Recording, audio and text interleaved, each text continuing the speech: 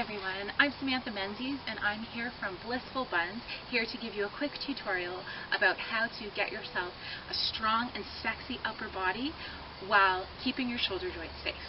So one of the most important poses in the Vinyasa practice is the Chaturanga Dandasana. That's that low push-up. And what we find in that pose is that a lot of people are doing it in a way that's not safe for their body, but it's so beneficial to building strength. So it is an awesome pose that we include many times in a Vinyasa sequence or an Ashtanga sequence. So you want to learn how to do it properly in a way that's safe for your body while still helping you to build up some strength so that you can do some great arm balances and use your strength in your everyday life. So one of the first things that we see a lot in the Chaturanga pose is the rolling forward of the shoulders. And what that does is that gets your shoulder out of joint. So what happens is that makes your shoulder very unstable. And our shoulders are extremely mobile, but when we're holding our bodies up like we are in a Chaturanga pose, we want our shoulders to be stable.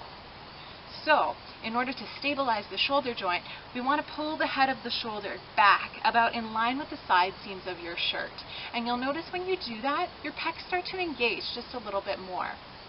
Step 2 is you want to hug the elbow in towards you. So rather than those elbows flaring out like in a traditional push-up, the elbows are hugged in. And you'll find that that starts to engage your triceps. And step 3 is you want to press the floor away from you as you come into the pose.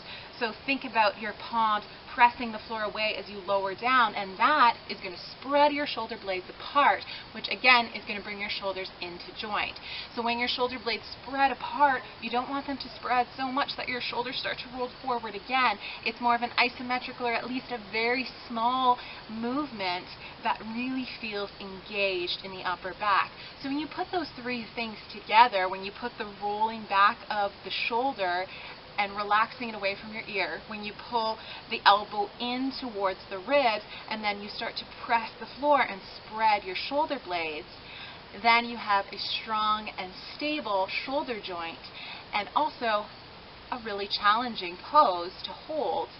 What we find is we tend to let the upper body dump down like this, whereas what we want to do is bring those three things together, lowering down, hugging the elbows in, pulling the shoulders in line with the side seams of the shirt, and then pressing the floor away, spreading the shoulder blades.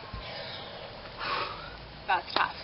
But what it is going to do is going to make you super strong, super stable, and it's going to give you a great Vinyasa practice.